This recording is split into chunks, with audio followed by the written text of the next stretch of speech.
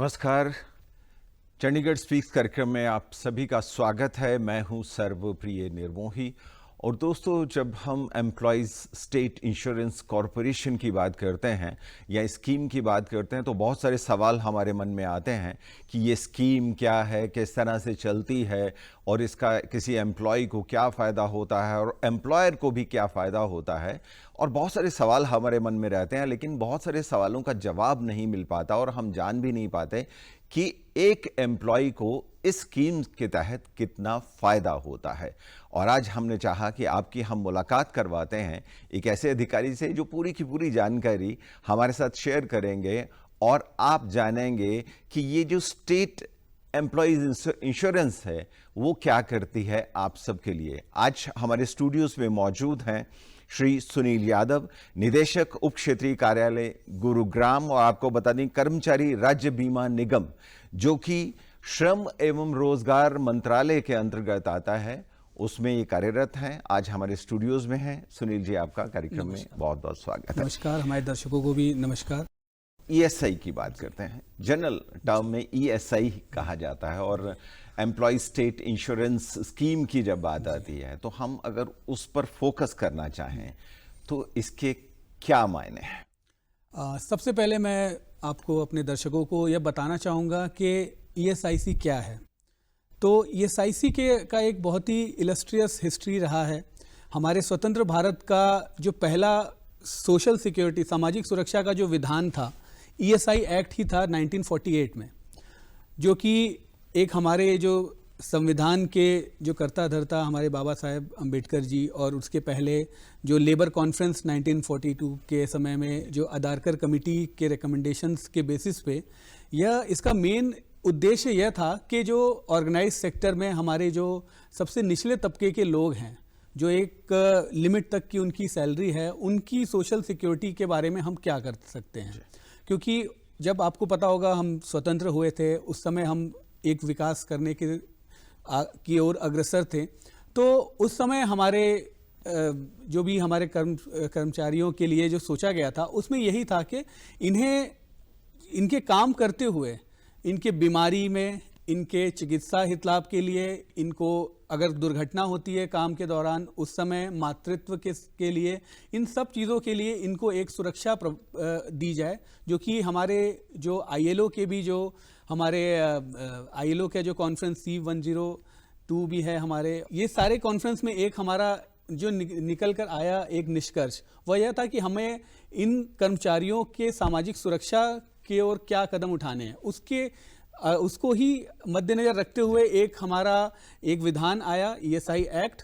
और उसी के तहत 1952 में 24 फरवरी 1952 को इसका शुभारंभ किया हमारे प्रथम प्रधानमंत्री श्री जवाहरलाल नेहरू जी ने। वह इस योजना के प्रथम ऑनरेरी इंश्योर्ड पर्सन भी वही थे, सबसे पहले ऑनरेरी इंश्योर्ड पर्सन भी वही बने। और ये कानपुर में इसका शुभारंभ किया गया था 1952 में। उस समय कानपुर और दिल्ली में हमारे 2 सेंटर्स से हमने शुरुआत की थी। और इसमें उस समय के हमारे तत्कालीन जो भी श्रम मंत्री बाबू जगजीवन राम, इन लोगों ने इसके उद्घाटन के समय में ये थे। तो जब यह हमारा शुरुआत हुई तो इसका एम यही था कि हम उनको एक जो बेसिक सोशल सिक्योरिटी है, जो हमारे कर्मचारी ऑर्गेनाइज सेक्टर में काम करते हैं, फैक्ट्रियों में काम करते हैं, तो इनको हम एक सोशल सिक्योरिटी दे सकें। अब इसमें मैं आपको ये बताना चाहूँगा कि इसके हित लाभ क्या हैं। अब हम ऑलमोस्ट 70 साल तक आगे आ चुके हैं, धीरे धीरे 1952 से अब 73 साल हो चुके हैं हमारे एग्जिस्टेंस के। तो इस समय में हमने अपने आप को बहुत ही ज़्यादा कोशिश करी है कि हमारी जो शुरुआत हुई थी उस दायरे को हम बढ़ाएं, हम अपने जो कर्मचारियों का जो टारगेट बेस है उनको भी हम बढ़ाएं, ताकि एक यूनिवर्सल सोशल सिक्योरिटी की जो परिकल्पना है उसको हम परिपूर्ण कर सकें। बहुत अच्छी बात आपने, क्योंकि जो परिपूर्ण कर पाए, जो धारणा है वो जल्दी आ रही है। लेकिन जब हम सोशल सिक्योरिटी की बात करते हैं तो सोशल सिक्योरिटी का ये जो कवच है तमाम एम्प्लॉयज़ को मिले जो ऑर्गेनाइज सेक्टर में है, तो इसके लिए क्या किया जाना चाहिए? इसमें मैं आपको बताता हूं कि हमारा अभी जो शुरुआत में हमारे कवरेज और हमारा क्या उद्देश्य है इसका। तो ईएसआईसी जो हमारी स्कीम है वह आज जैसे अगर हरियाणा की बात करें तो हरियाणा की सभी जिलों में वो लागू है। और इसमें जितने भी हमारे फैक्ट्रीज और शॉप्स एंड इस्टेब्लिशमेंट जिनमें भी 10 या 10 से अधिक कर्मचारी काम कर रहे हैं वह इन सब में पंजीकृत करने के लिए एलिजिबल हैं। तो सबसे पहले तो हमारे फैक्ट्रीज और शॉप्स एंड इस्टेब्लिशमेंट को जो उनके एम्प्लॉयर है वो रजिस्टर करते हैं, और उसके बाद उनके यहाँ पे जितने भी ऐसे कर्मचारी जो 21,000 या उससे कम तक के वो पा रहे हो, वेतन पा रहे हो, उनको हम लोग मतलब रजिस्टर करते हैं। और उनके लिए फिर हमारी कई सारी हित लाभ हैं जिनका अगर आप अब मैं इनको अगर हित लाभ को बताना चाहूँ तो सबसे पहले चिकित्सा हित लाभ है हमारा। चिकित्सा हित लाभ में उनको प्राइमरी, सेकेंडरी और टर्शरी मेडिकल केयर भी हम प्रोवाइड करते हैं। जी बिल्कुल, आपने बड़ी अच्छी बात बताई कि किस तरह की जो लाभ हैं वो मिलते हैं, और हम इस समय अपने दर्शकों को अपनी स्क्रीन पर वो सब दिखा रहे हैं ग्राफिक के माध्यम से भी, और एमनेस्टी स्कीम क्या है उस पर भी हमारे दर्शक जो हैं नज़र दौड़ाएंगे और जानेंगे कि क्या है। लेकिन जब हम रजिस्ट्रेशन की बात करते हैं कि पंजीकृत कराना होता है, लेकिन एक भय सा रहता है, जो फैक्ट्री मालिक होते हैं या दुकानदार है वो सोचता है पता नहीं किस झमेले में पड़ जाऊंगा। थोड़ा सा आसान तरीके से बताएं कि ऐसा कुछ झमेला नहीं होता, इसमें तो फायदा ही फायदा है। मैं आपने बहुत अच्छा सवाल किया। इसमें मैं यह बताना चाहूँगा कि हम जिस तरह से 1952 से अब तक आए हैं, तो अब जो एक ट्रांसपेरेंसी है, जो गवर्नमेंट और गवर्नेंस में जो ट्रांसपेरेंसी है, तो उसकी ओर हम लोग मतलब उसको कैसे हम और सिंप्लीफाई करें, उसके लिए हमने अब रजिस्ट्रेशन जो है वो पूरी तरह से ऑनलाइन है। वो ऑनलाइन श्रम सुविधा पोर्टल पे जाके एम्प्लॉयर रजिस्टर कर सकते हैं। और इसके साथ साथ जितनी हमारी कंपनीज हैं, प्राइवेट लिमिटेड कंपनीज हैं या लिमिटेड लाइबिलिटी पार्टनरशिप्स है, 1% कंपनी है, ये सारे जब भी वो एमसीए पोर्टल पे अपने आप को रजिस्टर करती हैं तो भी उन्हें ईएसआई और ईपीएफ का रजिस्ट्रेशन नंबर मिलता है। तो इन सब तरीकों से हमने मतलब उसको, और उसके अलावा अगर उसमें भी कोई अगर कठिनाई हो तो हमसे भी जुड़कर वो अगर चाहें तो ईएसआईसी के माध्यम से भी फैसिलिटेट उनको किया जाता है रजिस्ट्रेशन के लिए। और एमसीए पोर्टल की जब हम बात करते हैं तो एमसीए पोर्टल पर जाने के लिए, विजिट करने के लिए क्या करना होगा?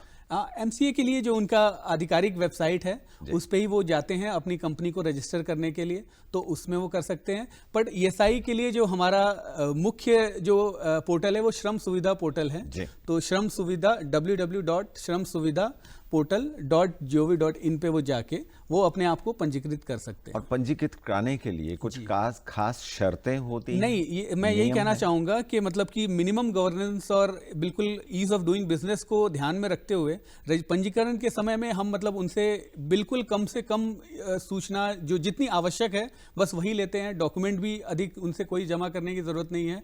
वो इसका रीज़न वही है कि एक जो सरकार की एक सोच है कि ईज ऑफ डूइंग बिजनेस को भी हमें प्रमोट करना है, ताकि उनको ऐसी ज़्यादा समय ना लगे उनको रजिस्ट्रेशन कराने में, या उनको ऐसी दिक्कतें ना सामने आए। तो ये सारी चीज़ों को ध्यान में रखते हुए हमारा श्रम सुविधा पोर्टल बहुत ही एक सरल, सुगम एक पोर्टल है जिसपे वो रजिस्टर कर सकते हैं। जी, ये तो रहा कि एम्प्लॉयर जो है वो रजिस्टर करवाएगा और एम्प्लॉयज़ की सूचना उसमें आ जाएगी।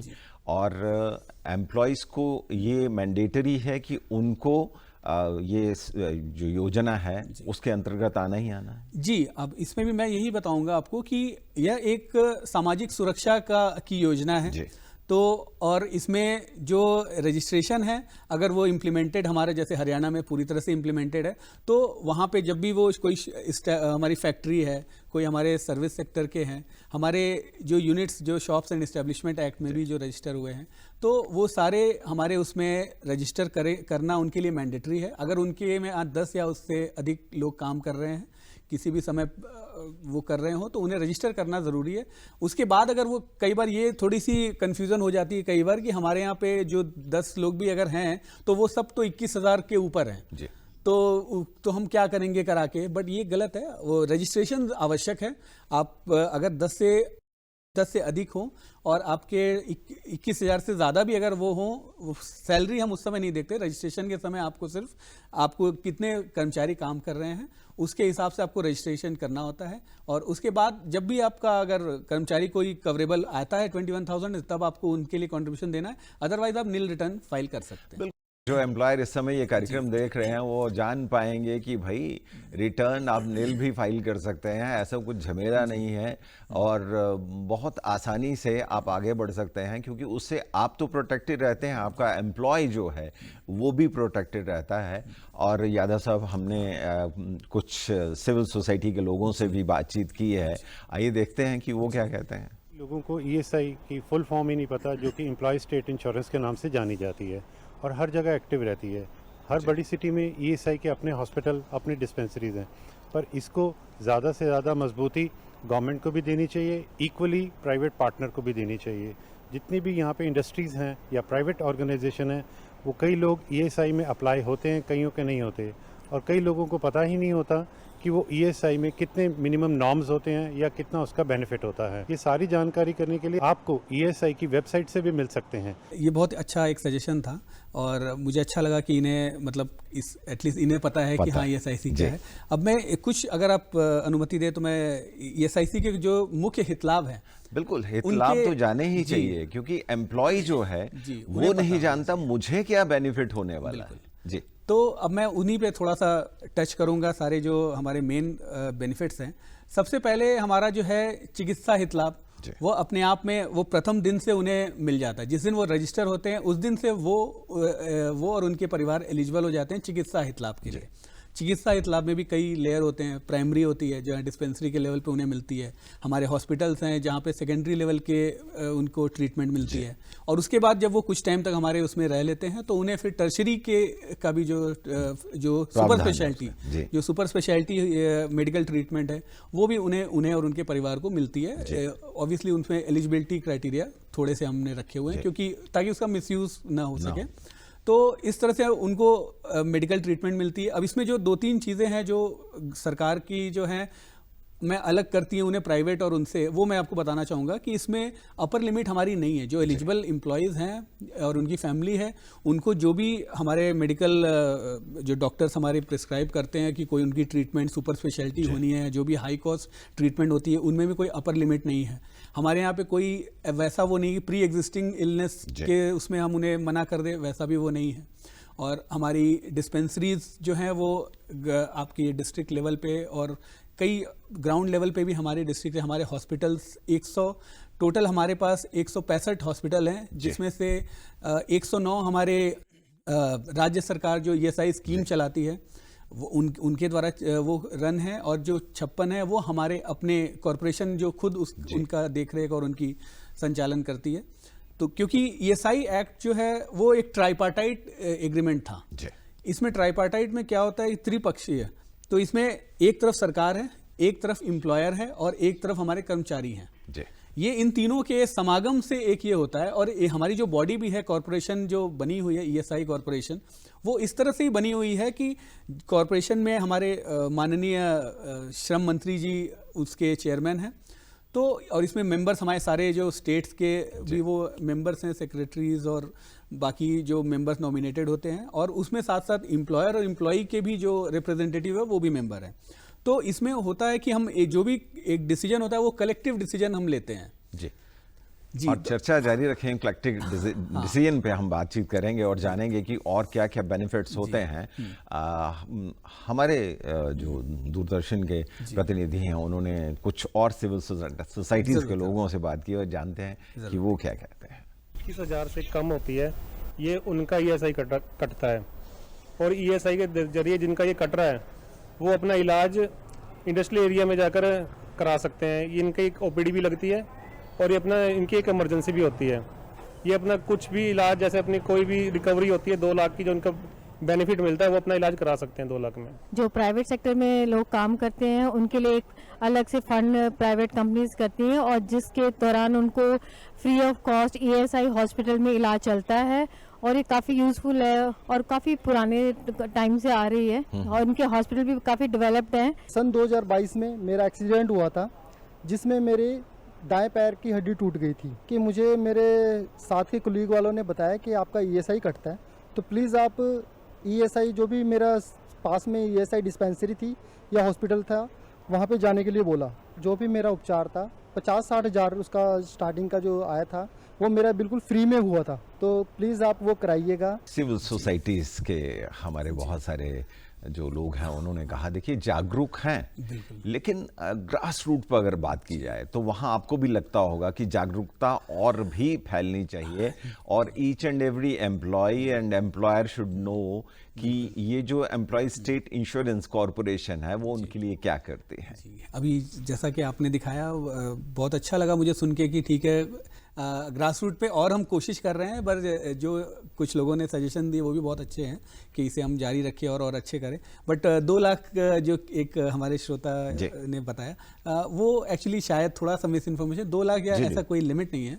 वो डॉक्टर डिसाइड करते हैं कि भाई इन्हें जो ट्रीटमेंट चाहिए उसके कॉस्ट के लिए हम लोग मतलब अपने इंश्योर्ड पर्सन या उनको कोई वो नहीं करते। जी बिल्कुल, और हमारे दर्शक भी जान जाएंगे क्योंकि आपके माध्यम से कि 2 लाख तक की कोई लिमिट नहीं है। डॉक्टर जो सजेशन करते हैं और जिस तरह का ट्रीटमेंट होता है वो पूरा का पूरा ट्रीटमेंट जो होता है वो किया जा सकता है। अब इसमें मैं अब आगे चलते हुए कुछ और जो बेनिफिट्स हैं ESIC के, चिकित्सा इतलाफ के बारे में हमने बताया। हमारा एक जो पूरा नेटवर्क है 1500 डिस्पेंसरीज हैं और जो सारे स्टेट्स में फैली हुई है इंडिया में। इसके साथ साथ हमारे जो और बेनिफिट्स है, बीमारी हित लाभ है हमारा। कोई अगर काम के अलावा भी बीमार हो गया उसे भी हम लोग 1 साल में 91 डेज तक का हम उन्हें पैसे देते हैं, 70% of their average daily wages वो हम उन्हें प्रदान करते हैं। और उसके साथ साथ अगर उनको कोई लॉन्ग टर्म क्रॉनिक डिसीज़ भी हो गई, कभी कैंसर या टीबी या इस टाइप की कोई बीमारी भी हो गई, उसके लिए एक्सटेंडेड भी 2 साल तक हैं। एक्सटेंडेड सिकनेस बेनिफिट हम देते हैं उन्हें, उसमें 80% तक उनको देते हैं और साथ में चिकित्सा लाभ और वो भी उनकी जारी रहती है। इसके साथ हमारा मातृत्व हित लाभ है, मैटरनिटी बेनिफिट है। तो जो भी 21,000 तक के हैं वो हमारे यहाँ पे कवर होते हैं जो हमारे ESI में रजिस्टर्ड यूनिट्स में काम कर रहे हैं। 21,000 से ऊपर वाले वो मैटरनिटी बेनिफिट एक्ट में चले जाते हैं, बट 21,000 तक का वो होने वाले जो हमारे यहाँ पे कवर्ड है उनको हम 6 महीने तक, जो नियम है 6 महीने तक हम उनको 100% of their average daily wages हम उन्हें प्रदान करते हैं, छुट्टी के पैसे। इसके साथ साथ 1 महीने और एक्सटेंडेड भी हम देते हैं कि अगर कोई मातृत्व की वजह से कोई बीमारी हो तो उसके लिए भी देते हैं। इसके साथ साथ इसको हमने एक्सपैंड भी किया है। अभी क्या है कि हम एडॉप्शन के उसको भी हम कवर करते हैं, केसेस को 3 महीने से कम के बच्चों को। तो इन सब चीज़ों से मैटरनिटी हो गई। और अब इसके बाद जैसे अभी आपके एक श्रोता ने बताया कि उनके पैर में चोट लग गई थी तो उन्हें भी मतलब हम लोगों ने इलाज कराया और जो भी। तो ये एक होता है कि दुर्घटना काम के दौरान लगी हुई दुर्घटना, और ये काम के दौरान जो दुर्घटना है वो सिर्फ फैक्ट्री या कारखाने या दुकान या शॉप जो उनके एम्प्लॉयर के प्रेमाइस है सिर्फ वही नहीं, अगर वो काम के लिए घर से जा रहे हैं या काम के बाद घर जा रहे हैं, टू एंड फ्रो दोनों वो हमारे उसमें ही काउंट होता है। अगर उनको जाते हुए भी कभी चोट लग जाती है, ऐसा ना हो भगवान करे, बट अगर कभी ऐसा भी होता है आते जाते भी कोई अगर दुर्घटना होती है तो, और कि वो अगर काम पे जा रहे थे या काम से वापस जा रहे थे, तो वो भी हम लोग हमारे यहाँ पे कवर होती है जी। हाँ, और उसमें हम लोग उन्हें ऑलमोस्ट 90% उनके 90% ऑफ एवरेज डेली वेजेस, जब तक वो टेम्परेरीली डिसेबल्ड होते हैं, डिसेबल कहने का मतलब है कि जब तक उनको ज़रूरत होती है कि उनको हितलाभ की ज़रूरत है तब तक उनको वो मिलती है। और उसके लिए कोई लिमिट नहीं है, वो 6 महीने 8 महीने साल भर भी हो सकते हैं। और अगर उसके बाद उनको लगता है कि कोई परमानेंट डिसेबिलिटी होने वाली है उससे, तो उसके बाद हम मेडिकल बोर्ड करा के उनका जो भी लॉस परसेंटेज होता है, लॉस ऑफ अर्निंग कैपेसिटी जो उनकी होती है, उसके आधार पे उनको life long permanent disability benefit भी हम देते हैं, एक तरह से पेंशन की जैसे ही है वो। बहुत अच्छी जानकारी आपने दी। और वैसे भी जब हम इस जानकारी की बात करते हैं, ये कार्यक्रम जो चंडीगढ़ स्पीक्स इस समय चल रहा है और इसमें हमारा मेन मकसद यही रहता है कि हम ऐसे मुद्दों पर चर्चा करें। और अभी आपके माध्यम से जो एक मैसेज आ रहा है वो क्लियर कट है, लेकिन और क्या कहना चाहेंगे? बहुत सारी ऐसी यूनिट्स भी होंगी जिन्होंने अभी तक रजिस्ट्रेशन नहीं करवाई है, तो वो क्या कर सकते हैं ताकि वो उसका लाभ उठा पाए? हाँ, अब इसी क्रम में मैं अब बताना चाहूँगा कि अभी हमारे माननीय श्रम एवं रोजगार मंत्री जी मनसुख मांडविया जी के मतलब मार्गदर्शन में अभी ESIC में एक स्प्री स्कीम 2025 आई है, scheme for promoting registration of employers and employees.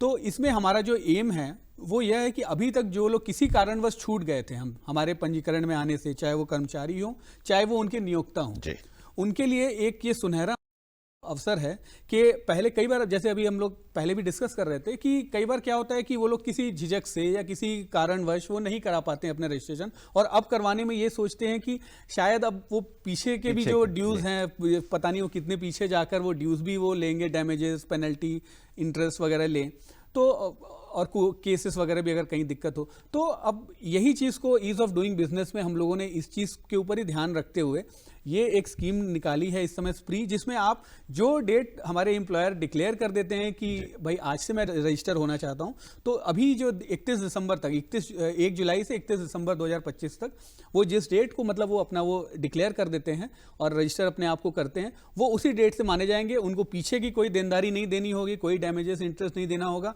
और आगे भी 1 साल तक उनका कोई निरीक्षण या इंस्पेक्शन हम नहीं करने वाले हैं। जी, बहुत बहुत शुक्रिया और बहुत अच्छी जानकारी आपने दी। और हमें उम्मीद है कि जो एम्प्लॉयर है और जो ये सोच रहा है कि मैंने रजिस्ट्रेशन नहीं कराई और पीछे की तरफ जाऊंगा, तो जब से फैक्ट्री चल रही है, जब से काम कर रहे हैं, तब तक पता नहीं क्या पेनल्टी, क्या क्या करना पड़ेगा, और अब उन्हें ये मालूम हो चला है कुछ भी नहीं करना पड़ेगा। इतनी सारी, इतनी मुफीद, इतनी इंपॉर्टेंट जानकारी देने के लिए और हमारे स्टूडियोज़ में आने के लिए सुनील यादव जी, आपका बहुत बहुत शुक्रिया। और हम अपने दोस्तों को बताना चाहेंगे कि चंडीगढ़ स्पीक्स कार्यक्रम में हम इस तरह के बर्निंग टॉपिक्स और इस तरह से जागरूकता से भरे हुए टॉपिक्स लेकर आते रहते हैं। देखते रहिए हमारा कार्यक्रम चंडीगढ़ स्पीक्स। और अब सर्वप्रिय निर्मोही को दीजिए इजाजत। नमस्कार।